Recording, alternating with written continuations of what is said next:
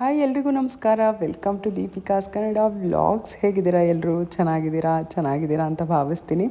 ಬನ್ನಿ ಇವತ್ತಿನ ವ್ಲಾಗ್ನ ಸ್ಟಾರ್ಟ್ ಮಾಡೋಣ. ಇವತ್ತು ನಾನು ಬೆಳಗ್ಗೆನೇ ಡೈಲಿ ವ್ಲಾಗ್ನ ಸ್ಟಾರ್ಟ್ ಮಾಡಿದ್ದೀನಿ. ಹಾಗೆಯೇ ಇದರೊಟ್ಟಿಗೆ ನಾವು ಊರಿಗೆ ಹೋಗಿದ್ವಿ.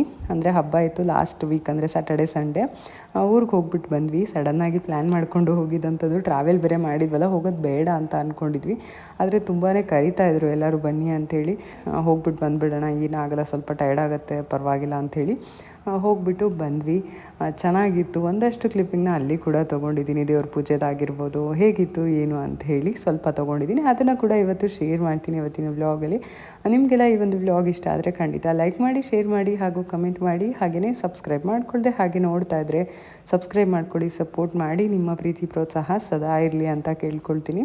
ನನ್ನ ಲಾಸ್ಟ್ ವಿಡಿಯೋ ಅಂತ ಅಂದರೆ ಉಡುಪಿಗೆ ಹೋಗಿದ್ದಂಥದ್ದು, ಹಾಗೆಯೇ ಇದು ಟ್ರಾವೆಲ್ ಮಾಡಿದ್ವಲ್ಲ ಕೊಲ್ಲೂರಿಗೆ, ಅಲ್ಲಿದೆಲ್ಲ ವ್ಲಾಗ್ನ ಶೇರ್ ಮಾಡಿದಾಗ ಸಾಕಷ್ಟು ಜನ ಕಮೆಂಟ್ ಮಾಡಿದ್ರಿ. ಉಡುಪಿಯವರು ತುಂಬ ಜನ ವ್ಲಾಗ್ ನೋಡ್ತೀರಾ, ಹಾಗೆಯೇ ಸಬ್ಸ್ಕ್ರೈಬರ್ಸ್ ಕೂಡ ಸಿಕ್ಕಿದ್ರಿ ನನಗೆ ಅಲ್ಲಿ ಹೋದಾಗ.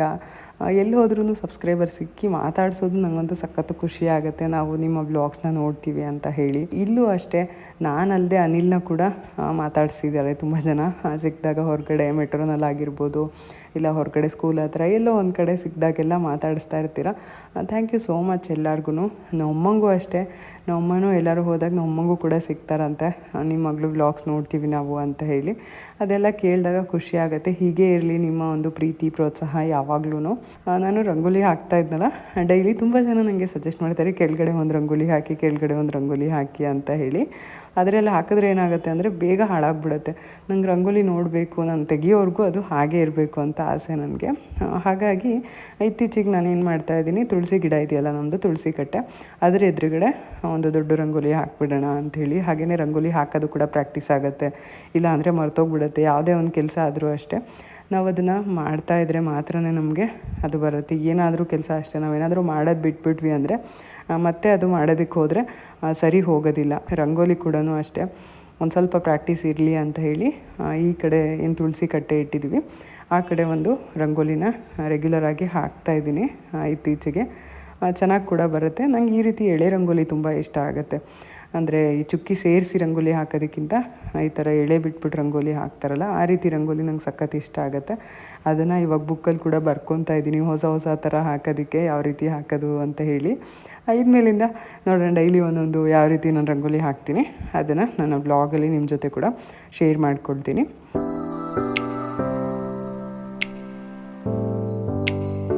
ಹೊರಗಡೆ ಎಲ್ಲ ಗುಡಿಸಿ ಒರೆಸಿ ಎಲ್ಲ ಕ್ಲೀನ್ ಮಾಡಿಟ್ಟು ಅದಾದ ನಂತರ ಇಲ್ಲಿ ತಿಂಡಿ ಮಾಡೋಣ ಅಂತ ಬಂದೆ. ಅನ್ನ ಆಲ್ರೆಡಿ ಮಾಡಿಟ್ಬಿಟ್ಟಿದ್ದೆ. ಚಿತ್ರಾನ್ನ ಅಥವಾ ಪುಳಿಯೋಗರೆ ಏನಾದರೂ ಒಂದು ಮಾಡಬೇಕು ಅಂತ ಹೇಳಿ ಇವತ್ತು ರೆಡಿ ಮಾಡ್ಕೊಂಡಿದ್ದೆ. ಚಿತ್ರಾನ್ನ ಮಾಡೋಣ ಅಂತ ಅಂದರೆ ಮಕ್ಕಳಿಗೆ ಚಿತ್ರಾನ್ನಗಿಂತ ಪುಳಿಯೋಗರೆನೇ ಇಷ್ಟ ಆಗುತ್ತೆ. ನಾನೇನು ಮಾಡಿದೆ, ಪುಳಿಯೋಗರೆ ಮಾಡೋಣ ಅಂತ ಮಾಡಿದೆ.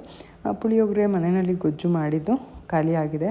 ಮಕ್ಕಳಿಗೆ ಹೊರಗಡೆ ತರಿಸ್ಬಿಟ್ಟು ಮಾಡಿಕೊಟ್ಟೆ. ನಮ್ಮ ಚಿನ್ನು ಹೇಳ್ತಾಯಿದ್ಲು, ಮಮ್ಮಿ ನೀನೇ ಮಾಡು ಮಮ್ಮಿ, ಚೆನ್ನಾಗಿರುತ್ತೆ ಗೊಜ್ಜು, ನೀನೇ ಮಾಡು ಅಂತ ಎಷ್ಟು ಸರಿ ಇಂದ ಹೇಳ್ತಾ ಇದ್ದಾಳೆ. ನನಗೆ ಟೈಮ್ ಸಾಕಾಗ್ತಾಯಿಲ್ಲ ಮಾಡಲಿಕ್ಕೆ. ನೆಕ್ಸ್ಟ್ ವೀಕಿಂದ 1 ವೀಕು ಇವ್ರಿಗೆ ಹಾಲಿಡೇ ಇರುತ್ತೆ, ವಿಂಟರ್ ಹಾಲಿಡೇಸು. ಆ ಟೈಮಲ್ಲಿ ಸ್ಕೂಲ್ಗೆ ಏನು ಕಳ್ಸೋದಿರಲ್ಲ. ನೋಡೋಣ, ಆವಾಗ ಪುಳಿಯೋಗರೆ ಗೊಜ್ಜನ್ನ ಮಾಡಿರ್ತೀನಿ. ಮಕ್ಳಿಗೂ ಕೂಡ ತುಂಬಾ ಇಷ್ಟ ಆಗುತ್ತೆ ಮನೇಲಿ ಮಾಡಿರೋಂಥ ಪುಳಿಯೋಗರೆ ಗೊಜ್ಜು.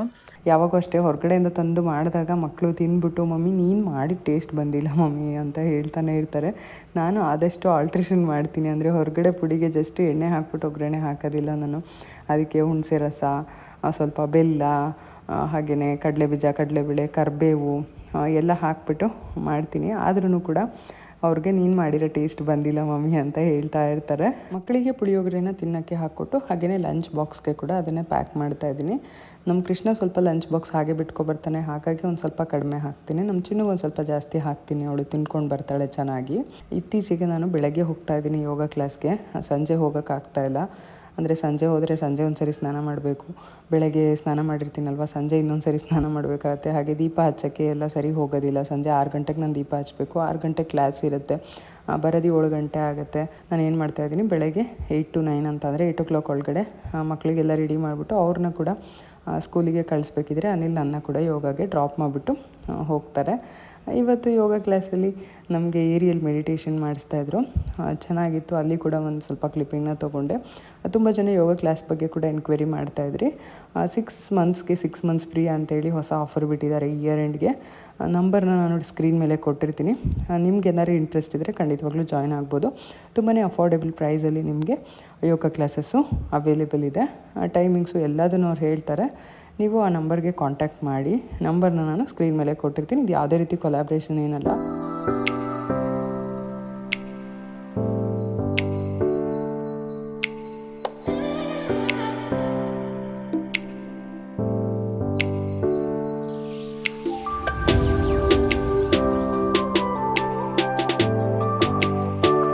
ಯೋಗ ಕ್ಲಾಸಿಂದ ಬಂದಮೇಲೆ ನಾನು ಅನಿಲ್ಗೆ ಲಂಚ್ ಬಾಕ್ಸ್ಗೆ ರೆಡಿ ಮಾಡ್ತಾಯಿದ್ದೀನಿ.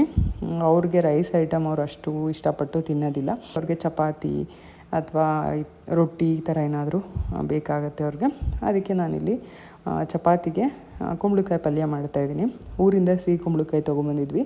ಈ ಸರಿ ಊರಿಂದ ಸೌತೆಕಾಯಿ, ಕುಂಬಳಕಾಯಿ, ಹಾಗೆಯೇ ಇದು ಏನಪ್ಪ ಕಲ್ಲಂಗಡಿ ಹಣ್ಣು ಎಲ್ಲ ತೊಗೊಬಂದಿದ್ವಿ. ಅದ್ರದ್ದೇ ಇವಾಗ ಸಿಹಿ ಕುಂಬಳಕಾಯಿ ಪಲ್ಯನ ಮಾಡ್ತಾಯಿದ್ದೀನಿ.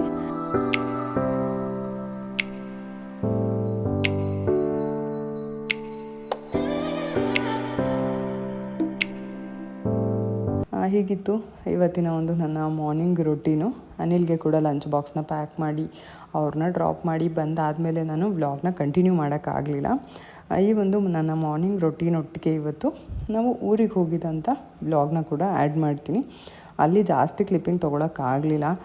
ಯಾಕೆಂದರೆ ಊರಲ್ಲಿ ನನಗೆ ಹುಷಾರಿಲ್ಲದೆ ಆಗಿಬಿಡ್ತು. ಟ್ರಾವೆಲ್ ಬೇರೆ ಮಾಡ್ಕೊಂಬಂದು ಮತ್ತೆ ಟ್ರಾವೆಲ್ ಮಾಡಿಬಿಟ್ನ. ನನಗೆ ತುಂಬ ಹುಷಾರಿಲ್ಲದೆ ಆಯಿತು. ತುಂಬ ವಾಮಿಟ್ ಆಗ್ತಾಯಿತ್ತು. ಏನು ತಿಂದರೂ ವಾಮಿಟ್ ಆಗ್ತಾಯಿತ್ತು. ಗ್ಯಾಸ್ಟ್ರಿಕ್ ಥರ ಆಗಿಬಿಟ್ಟಿತ್ತು. ಟ್ಯಾಬ್ಲೆಟ್ ತೊಗೊಂಡ್ಮೇಲೆ ನನಗೆ ಸುಸ್ತು ಕಡಿಮೆ ಆಗಿದೆ. ಅಲ್ಲಿವರೆಗೂ ಕಡಿಮೆ ಆಗಲೇ ಇಲ್ಲ. ಮಲ್ಕೊಂಬಿಟ್ಟಿದೆ. ನನಗೆ ಅವಾಗ ಅನ್ನಿಸ್ತಾ ಇತ್ತು, ಅಯ್ಯೋ ಊರಿಗೆ ಬೇರೆ ತೊಂದರೆ ಕೊಡ್ತಾಯಿದ್ದೀನ ನಾನು, ಯಾಕಾದರೂ ಬನ್ನಪ್ಪ ಅಂತ ಒಂದು ಸರಿ ಅನ್ನಿಸ್ತು. ಎಲ್ಲರೂ ಹಬ್ಬದ ಸಂಭ್ರಮದಲ್ಲಿದ್ದರೆ ನಾನು ಮಲ್ಕೊಂಬಿಟ್ಟಿದ್ದೆ. ತಲೆನೋವು ಮತ್ತು ವಾಮಿಟ್ ಅಂತೇಳಿ ನೀರು ಕುಡಿದ್ರೂ ವಾಮಿಟ್ ಆಗ್ತಾಯಿದೆ ನನಗೆ. ಆಮೇಲೆ ಗ್ಯಾಸ್ಟ್ರಿಕ್ ಅಂತೇಳಿ ನನ್ನ ತಮ್ಮ ಹೋಗಿ ಟ್ಯಾಬ್ಲೆಟ್ ತೊಗೊಂಡು ಬಂದಮೇಲೆ ನಾನು ನುಂಗಿ ಒಂದು ಅರ್ಧ ಗಂಟೆ ಬಿಟ್ಟು ನಮ್ಮಮ್ಮ ಒಂದು ಮುದ್ದೆ ಮಾಡಿಕೊಟ್ರು. ಅದನ್ನು ತಿಂದಮೇಲೆ ಒಂದು ಸ್ವಲ್ಪ ಸಮಾಧಾನ ಆಯಿತು. ಅಲ್ಲಿವರೆಗೂ ನನಗೆ ಎದ್ದೊಳಕ್ಕಾಗ್ತಾಯಿಲ್ಲ, ಕೂತ್ಕೊಳ್ಳೋಕ್ಕಾಗ್ತಾಯಿಲ್ಲ.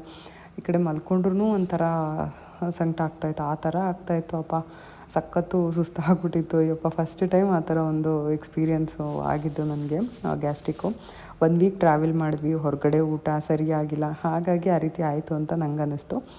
ಹಾಗೆಯೇ ನಾನು ಲಾಸ್ಟ್ ವ್ಲಾಗ್ ಹಾಕಿದಾಗ ಒಂದಷ್ಟು ಜನ ಈ ಒಂದು ಹೋಟೆಲ್ ಬಗ್ಗೆ ಕೇಳಿದ್ರಿ, ಎಕ್ಸ್ಪೆನ್ಸಿವಾ ಏನು ಅಂಥೇಳಿ.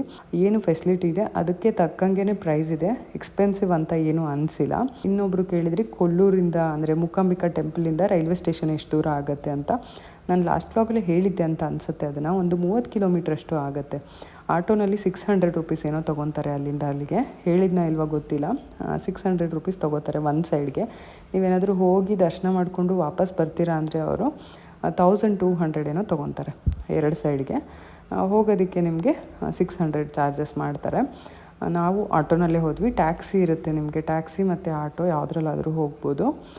ಬಸ್ ಕೂಡ ಇದೆ, ಡೈರೆಕ್ಟ್ ಬಸ್ ಕೂಡ ಇದೆ ಕೊಲ್ಲೂರಿಗೆ. ನೀವು ಹೋಗಬೇಕು ಅಂತಂದರೆ ಬಸ್ಸಲ್ಲಿ ಕೂಡ ಹೋಗ್ಬೋದಾಗಿದೆ. ನಾವು ಟ್ರೈನಲ್ಲಿ ಹೋದ್ವಿ. ಯಾಕಂದರೆ ನಮಗೆ ಸ್ವಲ್ಪ ಟ್ರೈನ್ ಜರ್ನಿ ಕಂಫರ್ಟ್ ಅಂತ ಅನಿಸುತ್ತೆ ಈ ಬಸ್ ಜರ್ನಿಗಿಂತ. ನನಗೆ ಬಸ್ ಜರ್ನಿ ಸ್ವಲ್ಪ ಕಷ್ಟನೇ, ನಂಗೆ ಅಷ್ಟು ಇಷ್ಟ ಆಗೋಲ್ಲ ಬಸ್ಸಲ್ಲಿ ಜರ್ನಿ ಮಾಡುವಂಥದ್ದು. ಹಾಗಾಗಿ ನಾವೆಲ್ಲರೂ ಹೋಗಬೇಕಂದ್ರೆ ಟ್ರೈನ್ ಪ್ರಿಫರ್ ಮಾಡ್ತೀವಿ, ಇಲ್ಲ ನಮ್ಮದೇ ಒಂದು ಓನ್ ವೆಹಿಕಲಲ್ಲಿ ಹೋದರೆ ಓಕೆ. ಇನ್ನೊಂದು ವಿಷಯನ ಹೇಳಿದ್ದೆ ನಾನು, ಅಂದರೆ ಭಯ ಅಂತ ಅಂದರೆ ಸ್ವಲ್ಪ ಈ ಸ್ಪೀಡಾಗಿ ಹೋಗೋದು ಇದೆಲ್ಲ ಒಂಥರ ಭಯ ಆಗ್ತಾಯಿದೆ. ನಿಮ್ಗೆ ಹಾಗೆ ಅನ್ಸುತ್ತಾ ಅಂತ ಹೇಳಿ ಸಾಕಷ್ಟು ಜನ ಹೌದು ನಮಗೂ ಹಾಗೆ ಆಗಿದೆ, ಅದು ಒಂಥರ ನಾವು ವೀಡಿಯೋಸು ಇದೆಲ್ಲ ನೋಡಿ ಆ ಥರ ಆಗಿರ್ಬೋದು, ನೀವೇನು ಅದೇನು ಟೆನ್ಷನ್ ಮಾಡ್ಕೋಬೇಡಿ ಅಂಥೇಳಿ. ಖಂಡಿತ ಹೌದು, ಅಲ್ಲಿ ಹೀಗಾಯಿತು ಇಲ್ಲಿ ಹಾಗಾಯಿತು ಅಂಥೇಳಿ ಇತ್ತೀಚಿನ ದಿನಗಳಲ್ಲಿ ಅದೆಲ್ಲ ಜಾಸ್ತಿ ಆಗಿದೆ ಅಲ್ವಾ. ಅಂದರೆ ವೆಹಿಕಲ್ಸ್ ಜಾಸ್ತಿ ಆಗಿದೆ, ಜನಸಂಖ್ಯೆ ಜಾಸ್ತಿ ಆಗಿದೆ, ಅದರೊಟ್ಟಿಗೆ ಈ ಒಂದು ಅಪಘಾತಗಳು ಕೂಡ ಜಾಸ್ತಿ ಆಗ್ತಾ ಇರೋದ್ರಿಂದ ನಮಗೆ ಈ ರೀತಿಯಾದಂಥ ಒಂದು ಭಯ ಸಹಜನೇ ಎಲ್ಲರಿಗೂ ಅಂತ ನಾನು ಅಂದ್ಕೊಳ್ತೀನಿ. ಕೆಲವ್ರಿಗಿರೋದಿಲ್ಲ ಭಯ, ಬಟ್ ನನಗೆ ಕೆಲವ್ರಿಗಿರುತ್ತೆ, ನನ್ನಂಥವ್ರಿಗೆ ಇರುತ್ತೆ ಭಯ. ಅದನ್ನು ಕೇಳಿ ನಾನು ಕೂಡ ನಗ್ತಾಯಿದ್ದೆ ಕೂತ್ಕೊಂಡು. ನಿಮಗೂ ಕೂಡ ಅದೇ ಥರ ಆಗುತ್ತೆ ಕಾರ್ ಸ್ಪೀಡಾಗಿ ಹೋದರೆ, ಹಾಗೆಯೇ ಏನಾದ್ರು ಎತ್ತರದ ಪ್ಲೇಸು ನೀರು ಈ ಥರ ಎಲ್ಲ ನೋಡಿದಾಗ ಭಯ ಆಗುತ್ತೆ ಅಂತ. ನನಗೂ ಕೂಡ ಹಾಗೆಯೇ ಸಾಕಷ್ಟು ಜನ ರಿಲೇಟ್ ಮಾಡ್ತಾಯಿದ್ದೀರಾ. ಓಕೆ, ಇವಾಗ ಇನ್ನು ಇವತ್ತಿನ ಬ್ಲಾಗ್ಗೆ ಬಂದರೆ ಇವಾಗ ಅನಿಲ್ಗೆ ಸ್ವಲ್ಪ ಲಂಚ್ ಬಾಕ್ಸ್ ಎಲ್ಲ ಪ್ಯಾಕ್ ಮಾಡಿ ಊಟಕ್ಕೆ ಮುದ್ದೆ ಜೊತೆಗೆ ಮಸೊಪ್ಪು ಸಾರಿತ್ತು, ಹಿಂದಿನ ದಿನ ರಾತ್ರಿ ಮಾಡಿದಂಥದ್ದು. ಮಸೊಪ್ಪು ಸಾರು ಜೊತೆಗೆ ಒಂದು ಸ್ವಲ್ಪ ನೆಂಚ್ಕೊಳ್ಳೋದಕ್ಕೆ ಕುಂಬಳಕಾಯಿ ಪಲ್ಯ ಕೂಡ ಮಾಡಿದ್ನಲ್ಲ, ಅದನ್ನೇ ಹಾಕ್ಬಿಟ್ಟು ಮುದ್ದೆ ಜೊತೆ ಕೊಡ್ತಾಯಿದ್ದೀನಿ ಇವಾಗ ತಿನ್ನೋದಕ್ಕೆ. ಅವರು ರೈಸ್ ಐಟಮ್ಸು ಅದೆಲ್ಲ ಸ್ವಲ್ಪ ಕಡಿಮೆನೇ ತಿನ್ನೋ ಸ್ವಲ್ಪ ತಿಂತಾರೆ, ಅಂದರೆ ಜಾಸ್ತಿ ತಿನ್ನೋದೇ ಇಲ್ಲ ಅಂತ ಏನಿಲ್ಲ, ಸ್ವಲ್ಪ ತಿಂತಾರೆ. ಮುಂಚೆಯಿಂದನೂ ಅಷ್ಟೇ, ಜಾಸ್ತಿ ರೈಸ್ ಇಲ್ಲ, ಮುದ್ದೆ ಅದ್ರ ಜೊತೆಗೆ ಒಂದು ಸ್ವಲ್ಪ ರೈಸು. ಮುದ್ದೆ ಜಾಸ್ತಿ ತಿಂತಾರೆ, ರೈಸ್ ಕಡಿಮೆ ತಿಂತಾರೆ. ಚಪಾತಿ ಕೂಡ ಅಷ್ಟೇ, ತುಂಬ ಜಾಸ್ತಿ ರೆಗ್ಯುಲರಾಗಿ ಡೈಲಿ ಚಪಾತಿ ಇರಲೇಬೇಕು ಈ ಥರ ಇಲ್ಲ. ನಮಗೆ ಡೈಲಿ ಮುದ್ದೆ ಇರಬೇಕು ಚಪಾತಿಗಿಂತನೂ. ಮುದ್ದೆ ಅಂತೂ 2 ಸರಿ ಮಾಡ್ತೀನಿ ದಿನಕ್ಕೆ ನಮ್ಮ ಮನೇಲಿ. ಮುದ್ದೆನೇ ಒಂದು ಮೀನು ಊಟ ನಮ್ಮ ಮನೆಯಲ್ಲಿ. ರಾಗಿ ಹಿಟ್ಟು ಬೇಗ ಖಾಲಿ ಆಗುತ್ತೆ. ಒಂದೊಂದು ಸರಿ ಮಾತ್ರನೇ ರಾಗಿ ಗಂಜಿ ಮಾಡಿಕೊಡ್ತೀನಿ, ಟೈಮ್ ಇಲ್ಲ ತಿನ್ನೋದಕ್ಕೆ ಅಂತ ಅನ್ನುವಾಗ ರಾಗಿ ಗಂಜಿ ಮಾಡ್ತೀನಿ. ಇನ್ನು ಬೇರೆ ಟೈಮಲ್ಲೆಲ್ಲ ಮುದ್ದೆನೇ ಮಾಡೋದು. ರಾತ್ರಿ ಸ್ವಲ್ಪ ಜಾಸ್ತಿ ಸಾರು ಮಾಡೋದು, ಮುದ್ದೆ ಮಾಡಿಬಿಡೋದು.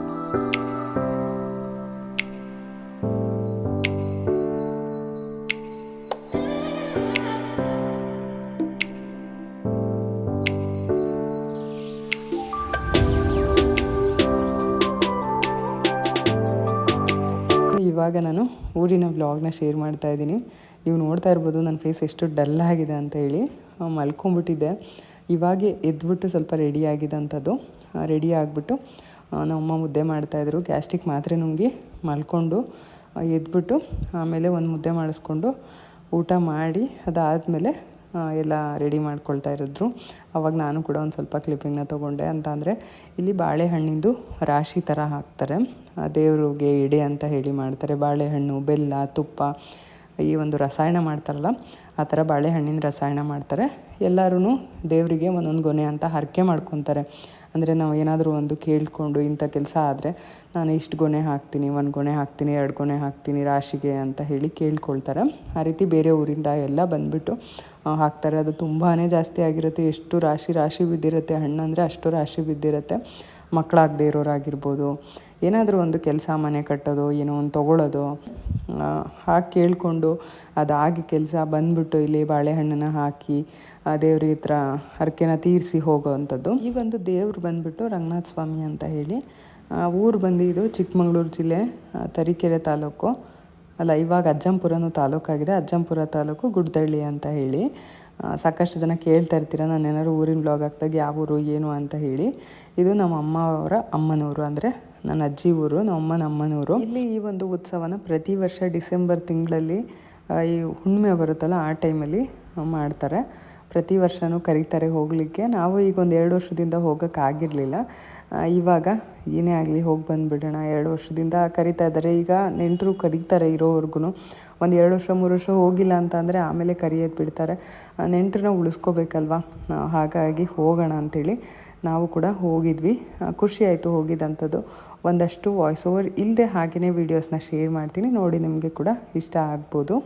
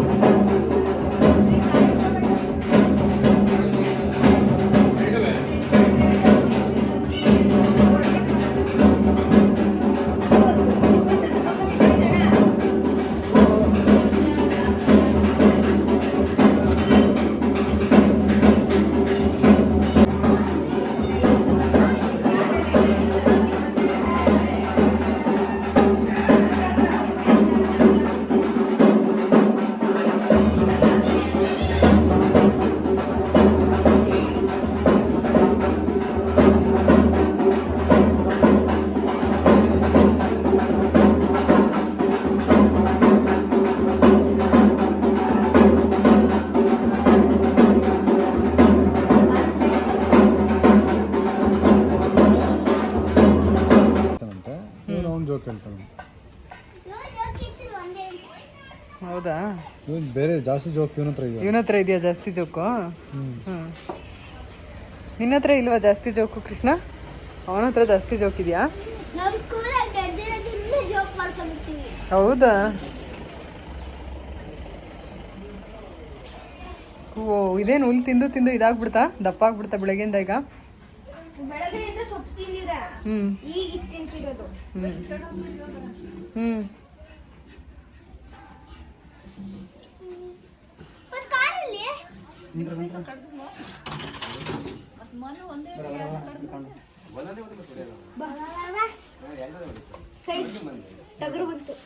ನನ್ನ ಹತ್ರ ಬರ್ಬಿಡ.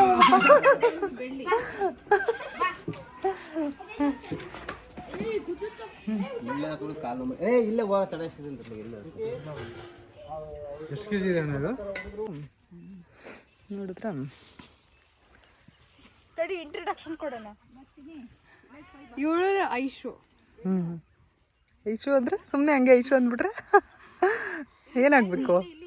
ನಡಿಯಲ್ಲಿ ಕೊಯ್ ನಡೀರಿ ಸೌತೆಕಾಯಿ. ಮಾಮನ ಮಗಳು,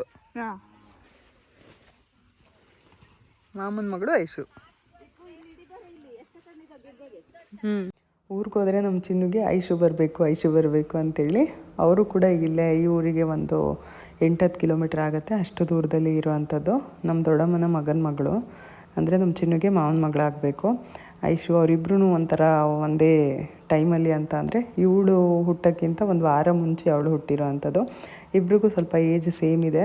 ಆಗಲೇ ಒಂದು ವಿಡಿಯೋನ ತೋರಿಸ್ದೆ ಕುರಿ ಹತ್ರ, ನನ್ನ ಮಗ ಇದ್ನಲ್ಲ ಅವ್ರ ಜೊತೆಗಿದ್ದು ಈ ಐಶ್ವರ್ಯನ ತಂಗಿ, ಐಶು ತಮ್ಮ ತೇಜು ಅಂತ ಹೇಳಿ. ಅವನು ಕೂಡ ಅಷ್ಟೇ, ನಮ್ಮ ಕೃಷ್ಣಂಗೂ ಅವನಿಗೂ ಒಂದು ಸ್ವಲ್ಪ ಏಜ್ ಡಿಫ್ರೆನ್ಸ್ ಇದೆ, ಅಂದರೆ 1 ವರ್ಷ ಇರ್ಬೋದು ಡಿಫ್ರೆನ್ಸು. ಅವನು ಇಬ್ಬರು ಫ್ರೆಂಡ್ಸು, ಇವಳು ಇಬ್ಬರು ಫ್ರೆಂಡ್ಸು. ಊರಿಗೆ ಹೋದಾಗೆಲ್ಲ ನೆನೆಸ್ಕೊತಾ ಇರ್ತಾಳೆ ನಮ್ಮ ಚಿನ್ನು, ಐಶು ಬರಬೇಕು ಅಂಥೇಳಿ. ಇಲ್ಲಿ ನಮ್ಮ ದೊಡ್ಡಮ್ಮವ್ರು ಸೌತೆಕಾಯಿ ಹಾಕಿದರು. ನಮಗೆ ಸೌತೆಕಾಯಿ ಅಂದರೆ ಇಷ್ಟ ಅಲ್ವಾ, ಹಾಗಾಗಿ ಒಂದು ಸ್ವಲ್ಪ ಊರಿಗೆ ತೊಗೊಂಡೋಗೋಣ ಅಂಥೇಳಿ ಬಂದಿದ್ವಿ ತೊಗೊಂಡೋಗೋಕ್ಕೆ. ಇಲ್ಲಿ ಮಟನ್ ಸಾರಿಗೆ ಎಲ್ಲ ರೆಡಿ ಮಾಡ್ತಾಯಿದ್ರು. ಇಲ್ಲಿ ಕುರಿ ಕಡ್ದು ಮಾಡುವಂಥ ಹಬ್ಬ ಇದು, ಹಾಗಾಗಿ ಎಲ್ಲರ ಮನೆಯಲ್ಲೂ ಮಟನ್ ಸಾರು ಇವತ್ತು. ಕುರಿ ಕಡ್ದ್ಬಿಟ್ಟು ಎಲ್ಲರ ಮನೆಯಲ್ಲೂ ಒಂದೊಂದು ಕುರಿ ಕಡ್ದಿದ್ದಾರೆ, ನಮ್ಮ ದೊಡ್ಡಮ್ಮವರು, ನಮ್ಮ ಮಾಮ ಅವರು, ಎಲ್ಲರ ಮನೆಯಲ್ಲೂ. ಇವತ್ತಂತೂ ಫುಲ್ಲು ಬ್ಯಾಟಿಂಗ್, ಎಲ್ಲರ ಮನೆಯಲ್ಲೂ ಊಟ ಮಾಡಬೇಕು. ಇವತ್ತು ಹೇಗೆ ಊಟ ಮಾಡೋದು ಗೊತ್ತಿಲ್ಲ. ಈ ಹಬ್ಬಕ್ಕೆ ಹೋದಾಗ ಈಗ ಆಗುತ್ತೆ ಕನ್ಫ್ಯೂಷನ್ಸು. ವೀಡಿಯೋ ಮಾಡ್ಕೊಳಕ್ಕಾಗಲಿಲ್ಲ ನನಗೆ, ಜಾಸ್ತಿ ರೆಸಿಪಿ ಎಲ್ಲ ತೊಗೋಬೇಕು ಅಂತೆಲ್ಲ ಅಂದ್ಕೊಂಡಿದ್ದೆ. ಊಟ ಮಾಡಬೇಕಿದ್ರೆ ಎಲ್ಲ ವೀಡಿಯೋ ಮಾಡಬೇಕು ಅಂತೇಳಿ ನನ್ನ ಮೊಬೈಲ್ ಸಪೋರ್ಟ್ ಮಾಡಲಿಲ್ಲ, ಸ್ವಿಚ್ ಆಫ್ ಆಗೋಯಿತು. ಚಾರ್ಜರ್ ಕೂಡ ನಾನಿಲ್ಲಿ ತೋಟದ ಮನೆಗೆ ತರೋಕ್ಕಾಗಲಿಲ್ಲ, ಊರಲ್ಲೇ ಬಿಟ್ಟು ಬಂದುಬಿಟ್ಟೆ. ನಾವಿಲ್ಲಿ ತೋಟದ ಮನೆಗಳನ್ನ ಮುಗಿಸ್ಕೊಂಡು ಮನೆಗೆ ಹೋಗೋ ಅಷ್ಟರಲ್ಲಿ ಆಲ್ಮೋಸ್ಟು 12-12:30 ಆಗಿತ್ತು. ಅಲ್ಲಿಗೆ ಹೋಗಿ ಚಾರ್ಜ್ಗೆ ಹಾಕಿ ಮಲ್ಕೊಂಡ್ವಿ. ಅದಾದಮೇಲೆ ಬೆಳಗ್ಗೆ ಒಂದು 4 ಗಂಟೆಗೆ ಎದ್ಬಿಟ್ಟು ವಾಪಸ್ ಬೆಂಗಳೂರಿಗೆ ಬಂದ್ವಿ. ಹಾಗಾಗಿ ವ್ಲಾಗು ಜಾಸ್ತಿ ಮಾಡೋಕ್ಕಾಗಲಿಲ್ಲ.